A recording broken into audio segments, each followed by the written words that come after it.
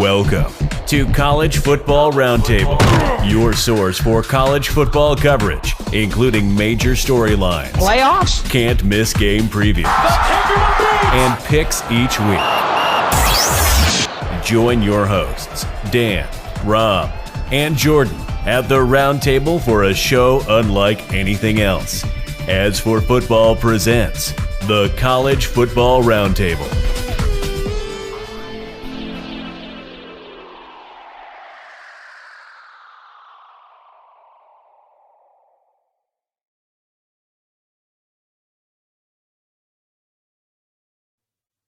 And we're out.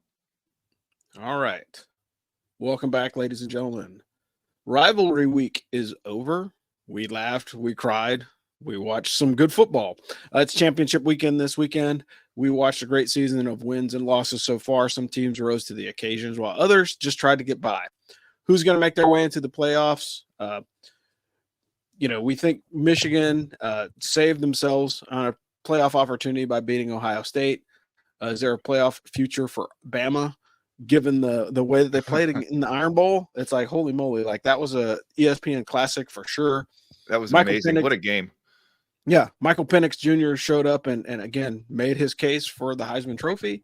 And the Apple Cup was a little bit tighter than expected, but it still went down the way that it went. And for some reason, Iowa Hawkeyes continue to win by 3 points or less. Unreal. It is college football. Welcome back, trash talkers, to the College Football Roundtable, or if you prefer, you can still call it Ring Knocker Radio, and that's what you got this week. Joe is has a full house. He's got some Michigan fans that are still celebrating from Saturday, so he's got to kick them down the road so he can get back to the business of being on the show. But I'm your host, Rob, in Fayetteville, North Carolina. We got Dano Ikepesa calling out of coastal Connecticut. And like I said, Joe is still partying it up with his family at the home of the Big House. But we'll dive right in. I watched a bunch of football this week. Of course, Wednesday having some games. And, of course, on Friday and Saturday, dude, I watched Navy just get drugged by SMU, which was horrible. And what was horrible about it? Well, what I'm saying is it makes me think of like future scheduling for Army now that they're entering the American, and this is probably something that we could dive on the other show too. But the bottom line is, like, you're playing the best team in your conference 2 weeks before your rivalry game. If you're the athletic director at Navy, hey Chet, you moron! Not only did you fire Ken Niumatalolo, and like I saw some banter from Navy fans that were like, oh, so maybe it wasn't a Coach Ken thing that we were this bad this year. It's like, oh, well, fair point. But the other part of it is like it just makes me cautiously optimistic, but a thought to think about is like, hey, when does Army actually start the conference schedule to make sure that they have room to have some breathing space between that last game, particularly if they have a conference championship and then going into the Navy game? Because I know that's going to be problematic in the future, I think. But I am concerned, but that's one that we'll keep for the offseason. So, yeah, for sure. Yeah. And maybe that's one of those things when we bring Mike Buddy back on, we can ask him, But hey, I watched JMU bounce back in a major way against Coastal. Watched Auburn play good for 3 7/8 quarters of a football game, and UW again played pretty doggone well. And finally, I got to watch the Buffs. Like I was hoping that they would have finished with a win, but at least they kept it close. Shador Sanders didn't start because he was undisclosed injury, but I think he was actually sick or something like that, and so he didn't play. So we got to see the backup for Colorado. Definitely not as accurate a passer, but just as tough a kid. But how about you, Dano? I watched about half the Egg Bowl before the turkey coma hit me on Thursday. That was fun. Good game. Wasn't real surprised when Ole Miss won. Watch UTSA just completely blow it against Tulane, which is frustrating because I felt like the Roadrunners had as good a team, but they just kept making stupid mistakes and turning the ball over. And, they just didn't give themselves a chance to win. Air Force got smacked again by Boise State. That was, I don't know if it was frustrating, but it was like, they're dead. They're just dead in the water. Then I turned on Utah State, watched them pull it out in a thriller on Friday night against New Mexico State. That was a wild game, man. Watched the game, obviously. Watched Navy get smacked around, same as you. And then, like you said, man, the Iron Bowl, that was my game of the week. Holy smokes. Watched that one with my younger daughter the day before she went back up to Clark University. It was just an amazing game. Like, we were both just sitting there screaming at the TV. It was fun. Yeah, I mean, again, I think if Jaden Milroe would have started off a little bit hotter this season, he'd be in the Heisman talk for sure. I mean, that guy's put up the numbers. I think he's had like 11 touchdowns in the last 2 games. Oh, wow. Walt says Sanders had a fracture in his back. Announced this afternoon. Yikes. Not recommended. Ouch. Yeah, that's a pretty significant injury. But given the amount of hits that he took all season, like he's a tough kid to kind of survive through all that throughout the course of the season. Dan, you want to run down the service academies? Yeah. Like we said, Air Force played Boise State on the Smurf turf on Friday. The Broncos capped their season with a 27-19 win. Air Force, they lost 4 in a row. They got exposed. I don't know what happened to their starting quarterback, Zach Larrier, but without him, they're just dead. They finally got something going late in that game, but by then they were down too bad. And they missed the Mountain West Championship despite starting 8-0 and looking like an absolute shoe-in. Like, what an epic collapse. Then Navy played SMU, as we said. They got bulldozed. The Stangs just dumped out to an early lead. They never let up. What is unfortunate, though, is that SMU had their starting quarterback get hurt, and that's a season-ending injury he got rolled up on. It looked like he broke his ankle. I mean, it was awful. So they're going into the American Conference Championship game with their backup quarterback. So the Stangs ended up running out their third team offense basically against the Mids, and Mids look a little better against those guys. But there's a lot of injuries in that game. Yeah. And then, go ahead. I was just going to say that the body count for Navy was pretty rough, man. They got beat up pretty bad as well. And they lost both their starting wide receivers. So yeah, I thought their plebe quarterback, that was the best I've seen him play. I forget that kid's name, but he was pretty good in the game. Scored a long touchdown. It's practically the only offense they had all day. Yeah, for sure.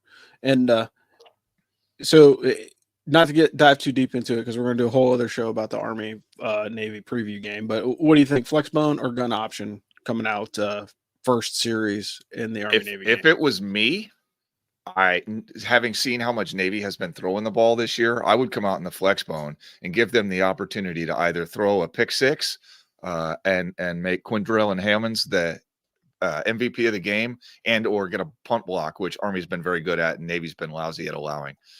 And then, if that doesn't work, go to the gun option and throw all over the place in the second half. That's what I would personally do. Yeah.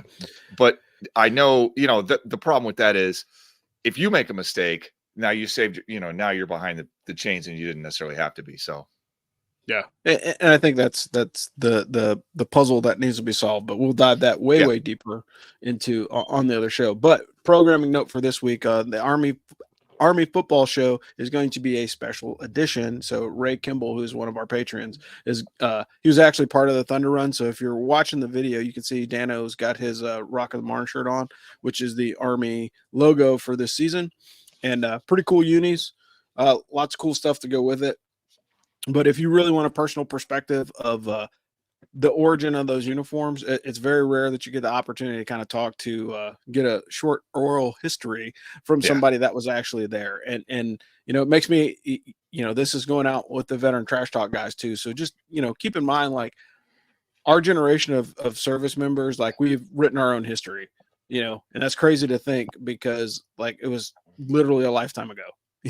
This weekend, most of us were either in Kuwait getting ready to move out to deploy operationally or already on the ground running around doing stuff. So just something to think about as you get down the road. Well, let me just say, as a guy who has written a memoir, not about the Army in any way, totally a sports book, but nevertheless, if you don't tell your own story, ain't nobody going to tell your story for you. You know what I'm saying? If you want to leave something for people to read, just even if they're just interested or to help you make sense of it, like, write that down. It is worth the time. That's 2 seconds on that. Yeah, that's a fair point, because I think a lot of people think that someone else is going to do it, and nobody's going to take care of your story as well as you will. Absolutely. Yeah. So that's a good programming note too. So like also, if you haven't checked out Dano's book, like cheap plug, but that's a really cheap plug. I listen, there are it's a sports book. I am an athlete. Let's just leave it at that. Yeah. But again, it's always nice to kind of, jump in there, take a look at it and push it on the algorithm. Because again, Amazon is very, very stingy with some of its recommendations. And speaking of recommendations, we will talk the AP top 10 and then kind of what the layout is for the college football playoff, at least what we think is going to happen. So, top 10, Georgia's going to stay on top until somebody actually beats them like that. I think that's it right now. So UGA beat Georgia Tech and has Bama in the SEC championship game. Bama, I won't say Bama looked good, but they won. Like that's all I can say on that one. Michigan beat Ohio State for the third year in a row. And again, makes a solid case for the playoff. The only thing that I will say, and of course, Joe's not here to defend himself, but what I would tell all Michigan fans is J.J. McCarthy managed that game. He didn't win that game for you. And that is a scary thought. If you're running the ball and playing good defense like that, like he did exactly what they needed him to do. Yes, but against Georgia, you're going to need a quarterback that can win the game. So that's really what the stretch is, because again, it goes back in the playoffs is about, who's the best quarterback and who's able to have those game breaking moments. Like think about it when Stetson Bennett was down against Ohio State last year in the playoff, that guy came to life and won the game for his team, so it'll be interesting to see. But again, 3 years in a row, this is the first time since we were in college that Michigan has beat Ohio State 3 times in a row. So I think it was 96, 97, and 98, or 95 through 97, something like that was the last time they had 3 straight wins. And again, the pitchforks are out for Ryan Day, which is unbelievable for a guy that's 11-1 that's going to go to a New Year's Six bowl. Just head scratcher on that for one. Sure. Michael Pinex Jr. continues to run his Heisman campaign, bringing home the Apple Cup this season. Florida State looked human with their backup quarterback, but yet and still, they still got the job done against Florida. Florida was running all over them in the first half. Like, it was pretty sick. Like, I was a little nervous for Florida State. I was like, their playoff chances are circling the drain right now, and somehow they were able to pull it out and get it together. 57-year-old man collecting AARP check, Bo Nix, led the Ducks to another win. And Bottom line is, and I said this, and I'm putting it out publicly because I think honestly the quarterback that wins the Pac-12 championship is probably going to get the nod for the Heisman as well, because you've got basically it's a 2-man race, and unless somebody does something spectacular. Jaden Daniels would like a word. Yeah, from but LSU. But he's on a 7-2 team. Like, they aren't even in their championship game. You know what I mean? Like, I get it. I completely understand statistically. But I mean, that's what made the case for Steve McNair, though, right? Like, Steve McNair was in the FCS, but he won everything. Like, they were winning and they were doing a great job. I don't disagree that Jaden Daniels has not had a great season at all. He's had a great career, but dude, I mean, he throws for 300 and runs for another 100 every game. Yeah, like it doesn't even matter. It's nuts. But the bottom line is, with this being the last year of the Pac-12. The Heisman Trophy winner is going to be a Pac-12 quarterback. Yeah, well, that may work out correctly. Like that's what my gut is telling me. Ohio State falls out of the top 5, so they're down 2. They fell from 2 to 6, and like normally the highest seed in the Big Ten gets the Rose Bowl, but since the Rose Bowl is part of the playoff this year, looks like Ohio State is going to be playing Louisville in the Orange Bowl in Miami. That might actually be a halfway decent game. That's a projection. Nothing's locked in stone yet. You've got Texas was looking at staring down the barrel of a rematch, but I guess Okie State pulled it out at the last minute to win. However, the biggest news out of Texas is that Arch Manning actually got on the field and led a pretty decent drive. And like, the place went nuts, man. Like, they were cheering louder for him than any other player on the field. Like, that kid has a promising future for him, and he's going to be making a boatload of NIL money in Texas. Again, we talked about the Iron Bowl. Dude, that was like an NFL catch in that back corner. Jaden Milroe got a cannon. What else can you say? That was a great play. Yeah. I mean, that was amazing. And how you only rush to with a spy. I mean, you'd love that guy to try to run. Sure, take off, run 30 yards for the end zone. The one thing you can't do is let him just stand back there and pick his shot. Yeah, and boy, did he. A back corner throw that was nasty.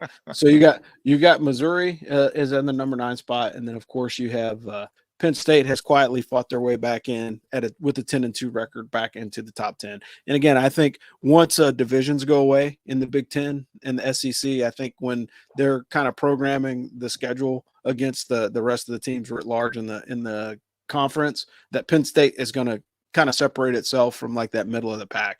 But it will never do it as long as they've got to play Michigan and Ohio State every year. Like those are their 2 losses. Like they run the table on everyone else, but they can't beat those 2 teams. They haven't even split in a while. All right, so estimated rankings, and this is just our general call. UGA, of course, is number 1. Michigan's number 2. Washington is number 3, and FSU is number 4. 5 and 6, like I see Texas and Ohio State, but that could just as easily the number 6 spot could be Bama, Oregon, whoever. Texas. I mean, it's just whatever one loss team could take number 6. And Liberty is still undefeated, which is crazy. They went 12-0. They've got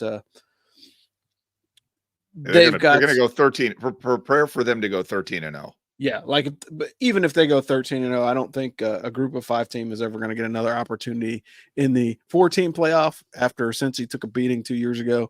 I would like, for argument's sake, Liberty's put it together. They're undefeated team, but I don't see it happening.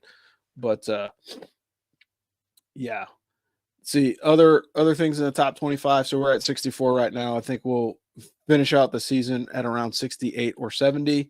Ohio State lost to Michigan 30-24. Louisville lost to University of Kentucky. Who saw that one coming? They usually play them tough. Actually, when you look at the numbers, Kentucky has beaten Louisville more often than not, which is surprising. It was 38-31. Oregon State got rolled by Oregon 31-7, and K-State lost to the Iowa State Cyclones, which is just head scratching for a team that good to lose to those guys. Anyway, you watched some rivalry football this weekend, Dano. Do we think that rivalries still matter? I think everybody kind of watches the game and Army Navy. I think those are kind of your bookends of the rivalry season. But what other rivalry games kind of get you going? Which ones do you watch, or do you even care? Is it just as long as it's good football? I like rivalries that matter.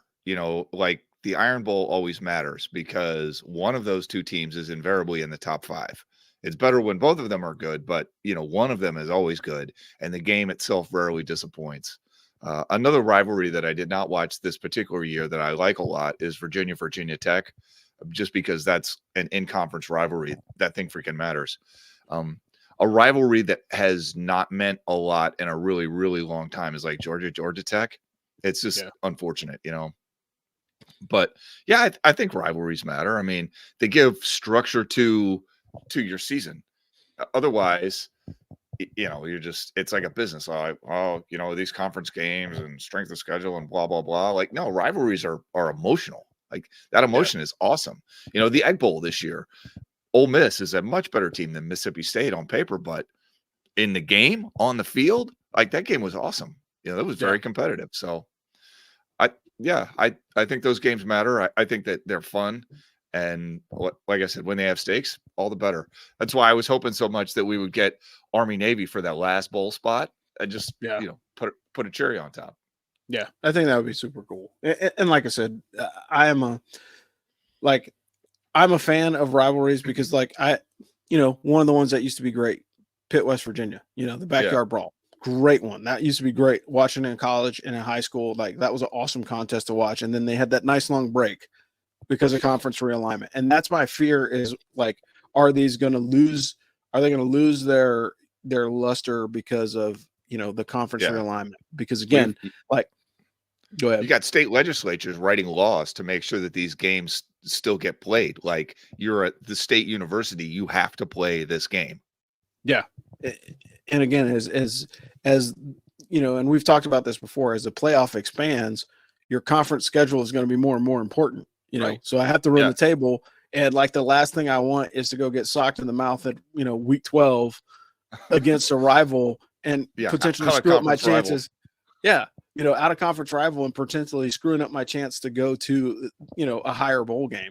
I mean, perfect example is look at what happened to Air Force, and not to harp on them, but it's a it's a college football podcast. So we're going to talk about it. Right. Absolutely. So these guys ran through their schedule. They're 8-0, and they're like, oh my gosh, these guys are going to a New Year's Six bowl. They're going to be in the Mountain West Championship. Like everything is great for Air Force.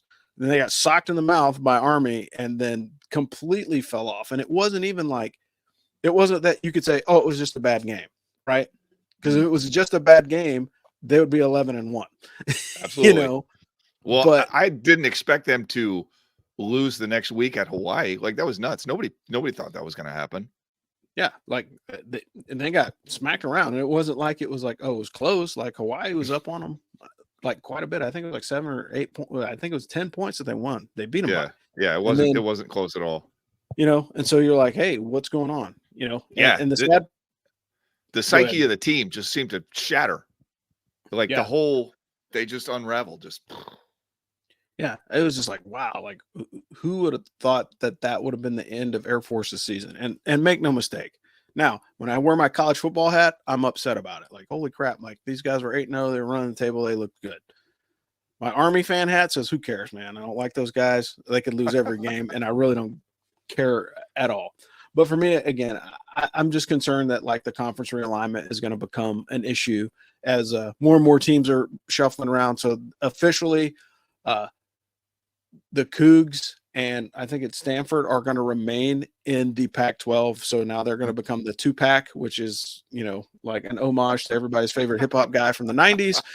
But like they're literally working on structuring a deal with the Mountain West to make sure that they have basketball and football teams to play. So that's they're going to be like the Mountain West extension that happens to be in California, or Washington and California is basically what it's going to turn into. I wouldn't be surprised if they get absorbed into the Mountain West, but again, they still have that Pac-12 TV contract, so they're going to try and figure out, how to bring the Santa Cruz Banana Slugs up to, FBS. I have no idea. Well, the Mountain West TV contract is terrible. I mean, it's frustrating because a lot of times they have not so much this year, but San Diego State is usually a pretty good team. Boise State's usually a pretty good team. Air Force is rarely terrible, and they're never on TV. Air Force is on pay-per-view 3 times a year. Like that's nuts. Yeah, you have to I think they're on Stadium, and Stadium is one of those weird kind of channels that you can either catch on the CW if it's on our local affiliate, or grab it with your antenna, or like there's some streaming services that actually have Stadium as a channel, but it's not like that's not like the top of my head to be like, oh, let me go, watch a Mountain West game because they're just for a while it was owned by Facebook. If you wanted to watch Stadium, you had to log into Facebook, and I don't know when they undid that, but. Yeah, but that's the thing now. So it's like, how do you hunt that down and like legitimately, like if you're a Mountain West fan, like you got some hurdles to jump through to watch those rivalry games. Absolutely.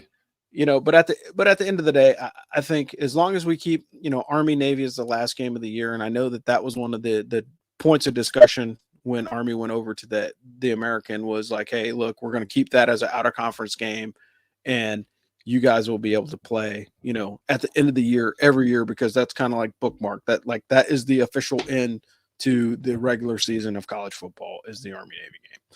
And I don't know. I mean, and it goes back to what we were talking about a little bit earlier too, which just makes me scratch my head. And it's like, okay, well, what were you thinking, Navy? And this is the caution to like the Army athletic department too, is because like you guys started on week 0.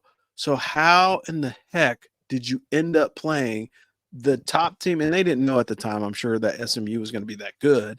But how do you end up playing SMU, and give yourself 2 weeks before, the Army Navy game? Because I could tell you, like, even the fans were checked out. Like the uniforms came out for Navy, the uniforms came out for Army, and that's all everybody could focus in on. And it was like, hey guys, you guys got a football game against an incredibly tough team this weekend. Like, what are you thinking? Yeah, no, that's not ideal. And if I understand why they did it that way, they want to give the logistics a chance to get your jerseys delivered, and that's all good. But I wouldn't want that as an Army fan. I'd want to focus on my last game especially if you needed that game to get to bowl eligibility. Like, forget about it. Yeah, for sure. Like that would have been like, okay, that's cute. Let's move on to the next thing. You know what I mean? And it's just interesting. But looking at some of the projections, of course, you're going to see championship. We won't know until January the 8th. Right now, you've got on the first of the year, you've got Georgia and unnamed opponent who's going to be number 4. Michigan and Florida State right now are probably going to be playing in the Rose Bowl unless something changes during championship weekend. And then, of course, like this guy's projection, like the dude I'm looking at on CBS Sports is clearly on drugs because he has Texas versus Tulane in the Fiesta Bowl. Oh, that would be awesome. That would be a great game. Yeah, I think it'd be a fun game. Like you'd get to see Arch Manning start for sure because Quinn Ewers ain't playing. But some of these other games are just like, I don't know about that. I'm hoping that there's like a halfway decent matchup in North Carolina or even at Myrtle Beach because I could potentially see myself going to check out some college football there. But Dan, if you don't mind diving into the read for this week. So if you have listened to this show before, you will know that Craig Oxane, Vice President of Residential Lending for Draper and Kramer in Chicago, sponsors As for Football. Friends, he is a member of the West Point class of 1994, licensed to lend in all 50 states, based out of Chicago. He is one of the largest VA lenders in the country. He's going to give you super competitive rates, give you the best deal that he possibly can. Why is that important? Obviously, you want to get the best rate, but also the mortgage process itself is super confusing. Interest rates move all over the place, and it's just not the time to try to deal with some clown who's just trying to make a buck off you. Like you have to sign all this paperwork and do all this craziness, deal with lawyers. You want to deal with somebody who's going to actually pick up the phone when you call them, not some call center overseas, not some random big box bank, not some mindless website working on an AI algorithm. And this is how the West Point Network functions. Craig is helping us stay in business here at As for Football, and we are trying to help you get the best deal on a mortgage that we possibly can by introducing you to the man that you need to meet when you're trying to buy or refinance a house. Plus, Craig does not charge lending fees for veterans. That's a huge savings. It's like $1,300. That's a lot of money. Get that money. So Craig Oxane, Vice President of Residential Lending for Draper and Kramer. Check him out. The link is on our website. Just go to asforfootball.com. Click the little link. You'll fill out a questionnaire. You'll be talking to Craig in a couple of hours. I'm telling you, he gets 5-star reviews from literally everyone. Thanks, Dano. So just really quick. So update. So we talked about it a couple shows ago on which coaches needed a break and which guys need to come back. It looks like Coach Holzgren from Houston got canned after 5 years down there. Indiana fired their head coach, Tom Allen. He's had 3 consecutive losing seasons. Duke does not have a coach now because Mike Elko got hired to go to Mississippi State. So he's going to be leaving. Wow. Yeah. Oregon State. That's a big move. Yeah, that's a huge move. And that's not lateral either to go from like a pretty well-paid position at, I mean, you think about it. Duke went. Duke was good. 16-9 in 2 seasons with Elko as a coach. Pretty good. Yeah, Jonathan Smith is leaving Oregon State and is going back to Michigan State. Smith, he was a quarterback at Oregon State. He was 34-35 in 6 seasons, but he's 18-7 since 2022. Dino Babers, man, like that one kind of, it's like I was surprised about that too. Yeah, that one kind of stings a little bit because he didn't have the greatest record in the ACC, but he was a good coach and they're winning. They're bowl eligible, so it's going to be interesting to see how they find to replace him. But the note is he only had 2 winning seasons at Syracuse the whole time he was there. Middle Tennessee fired their coach Rick Stockstill. He's gone. That's a shame. Got fired. Yeah, Dymel got fired by UTEP. Breaking news: Elko going to Texas A&M.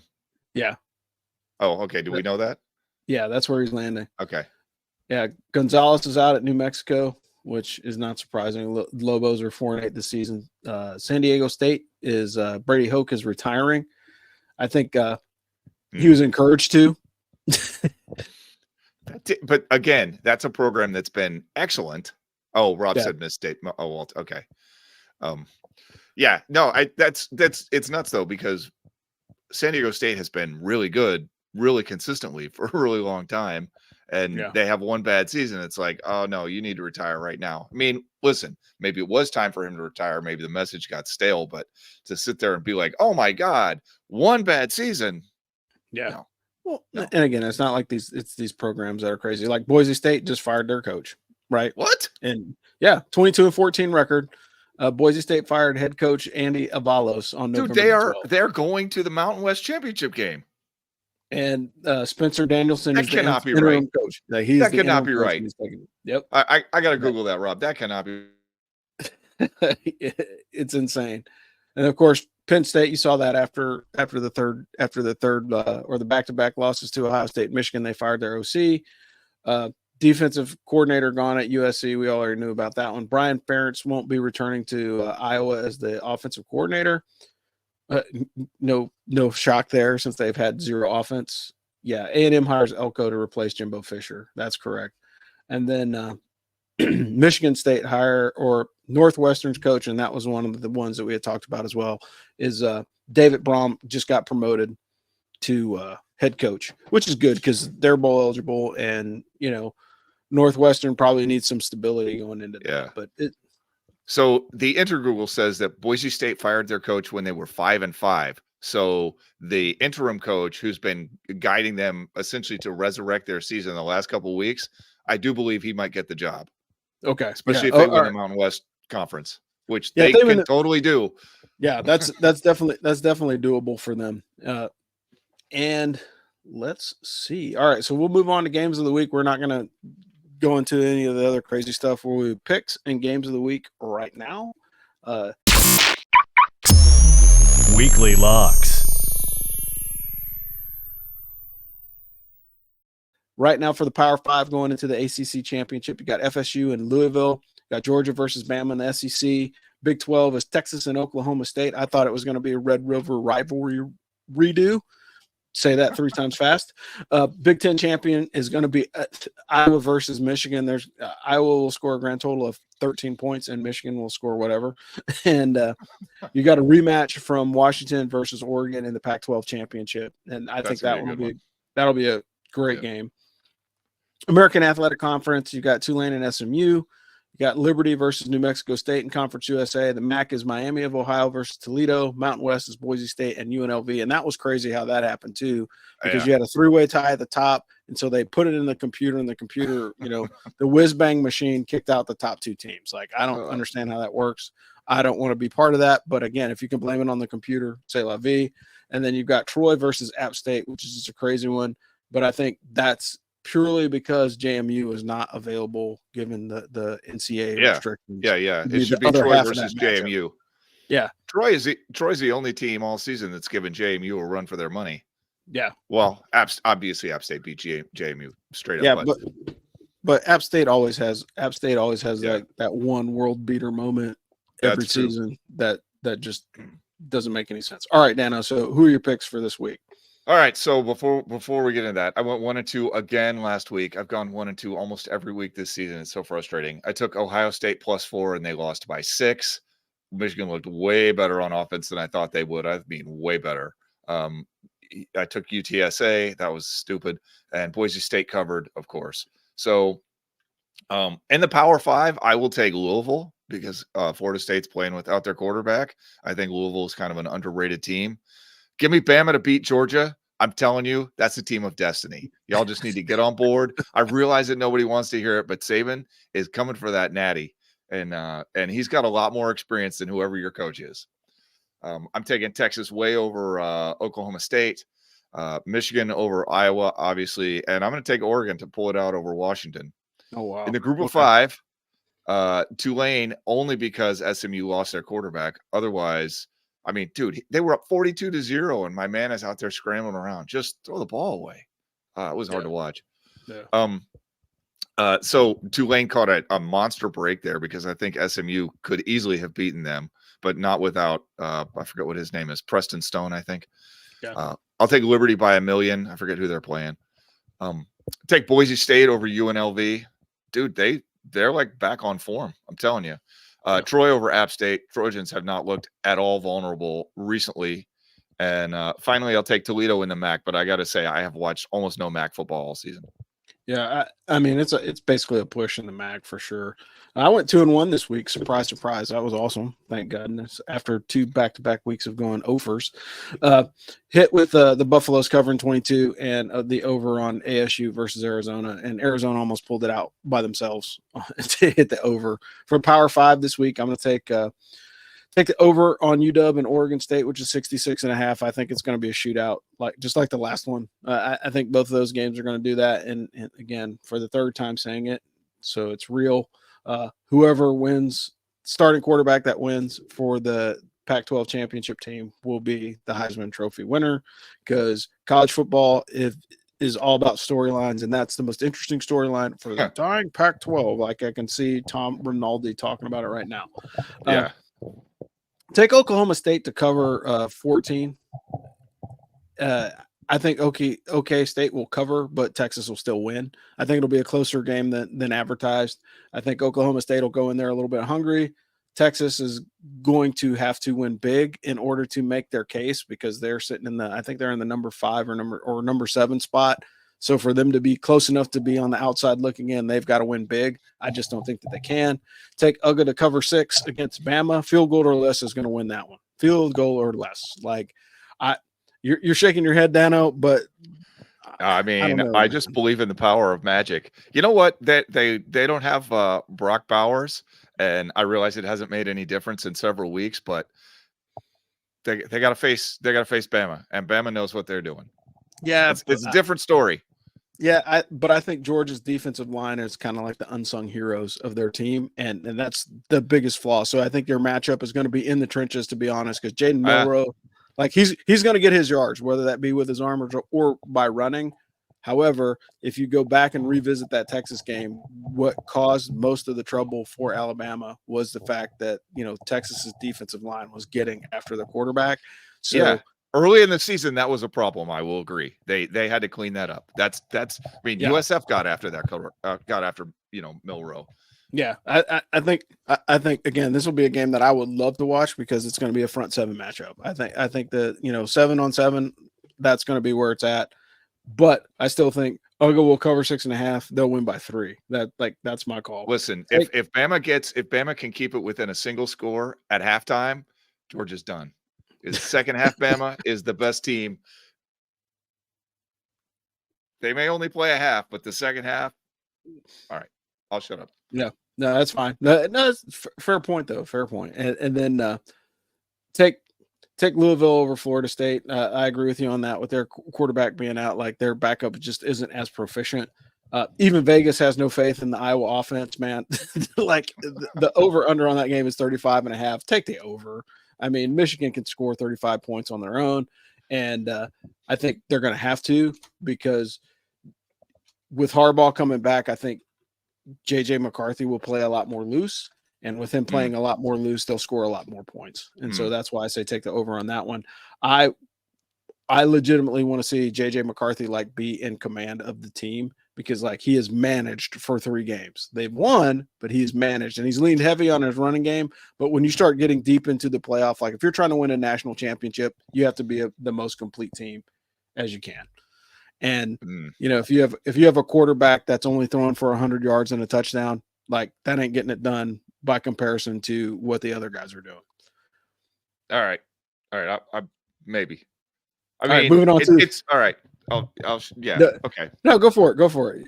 Yeah, I mean, listen, it's a complete team game, and I think that these quote unquote game manager quarterbacks get a bad rap in the sense that if you're doing what you need to do and not, as Coach Munkin would say, trying to have an out of body experience, I think that's a positive, not a negative. Now, did Jalen Milroe have to make some amazing plays for Bama to pull it out against Auburn? Yeah, but. And I don't know, maybe that will make a difference at the very highest level. But if you're Michigan and you're sitting there winning with defense and your running game, that is not a bad thing. That is actually very good. Yeah, but watching that game, here's the problem, and not to dissect that one, but the bottom line is you had 2 quarterbacks that have been game managers, 1 threw 2 picks, 1 didn't. Yeah, and that was the difference. That's true. You know what I mean? And that was the difference in the game, because you're not managing the game if you throw 2 picks. That's losing the game. That's what I'm saying. Like Yeah. if Kyle McCord would have managed the game like he's done in the past, Yeah. You take 7 points off the board, scores 24-23.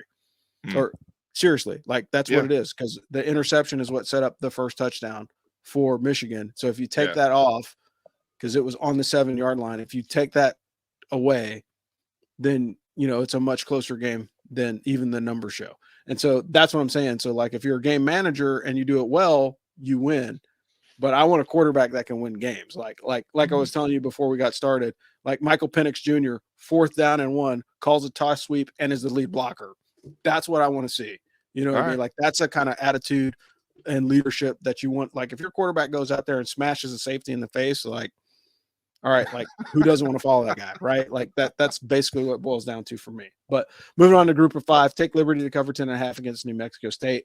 New Mexico State had their best game against Auburn 2 weeks ago. Liberty's going to roll them.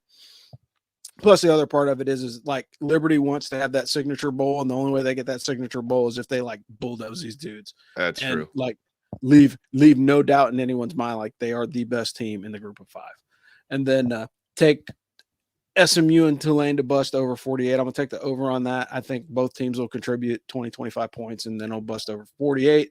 And then for the last 3, take Boise State for the outright win. I'm going to go against you on this one and say App State has one more good one in there and see if they can pull it off.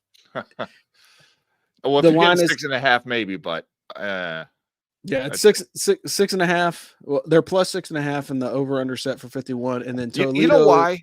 That Troy, what's his name? That quarterback. He has been playing way better. Like he's been a prototypical game manager for the first 2/3 of the season, but in the back half of the season, Gunnar Watson, that's his name, right? Yeah. In the back like third of the season, he's been putting up legitimate numbers. Yeah. So, and I think that's going to be one of the better games to watch. And then of course Toledo and Miami of Ohio, that's basically a push, man. Like if you're a betting person, just stay away from that one because their records are very, very similar. Their quarterbacks are very, very similar. Like there's a lot of aspects in that game that look alike. But we're almost to the end. The last thing is the bandwagon fantasy sports update. Dano, if you were going to see Matt, you probably just need to shine up that belt and hand it to him. Oh, that's the truth. Like and I fell into 4th place. I don't even know what happened. I know I had Army. I took Army to take a flyer on them for the last game, and then anyway, having them over Rivalry Weekend was stupid because it just What can you do? I'm in 4th. I am in 3rd place, and Dave Graves actually came out of nowhere over Rivalry Weekend. So like he had to score like 24 unanswered points or something because he was way down the standings. Yeah, like he moved up. So top 4 is Matt, Dave, me, and then you. Yeah, and then I got to reach out to Matt about giving him the belt for real because it's sitting right here on my desk. Yeah, and the next closest the next closest 2 are at 128 points. So, like either those guys were not managing their teams or they just chose poorly. But so this is crazy, man. Like we had rivalries all this weekend, and I would venture a guess that Washington and Oregon would become a rivalry if the Pac-12 was still there. But since that organization is being dissolved, I just don't see that becoming a big deal anymore. But well, they're going out in style. Yeah, I think, man, that's going to be like shootout at the OK Corral, man. Those 2 quarterbacks are gunslingers. They both have some weapons on, the offensive side of the ball. Rome Aduze, like that guy's probably going to win one of the top 3. Like he's just got a cool name too, man. Like that guy should be a pro wrestler more so than a wide receiver at the University of Washington. But I think it's going to be interesting. We got championships all this weekend, and then of course the Army Navy game again. Cheap plug on a programming note, like Ray Kimball's going to be talking about Thunder Run tomorrow. We're going to be doing an interview with him, and then we will be doing full coverage of the Army Navy game. And Dano, you got anything else? No, man. Good weekend of football coming up. I love championship weekend. It's always awesome. Yeah, I love the end of this. The college season is awesome. The end of it. Yeah, for sure. And if championship weekend is anything like rivalry weekend, there are going to be some outstanding games with a very short slate this weekend. But other than that, I am your host, Rob, calling out of Fayetteville, North Carolina. We got Dano Ikebesa out of Coastal Connecticut, and this has been the Ask for Football College Football Roundtable, or if you prefer, you can always call it Ring Knocker Radio. We will talk to you guys next week. Be Navy. Beat them. All right. Thanks for listening to the Ask for Football College Football Roundtable.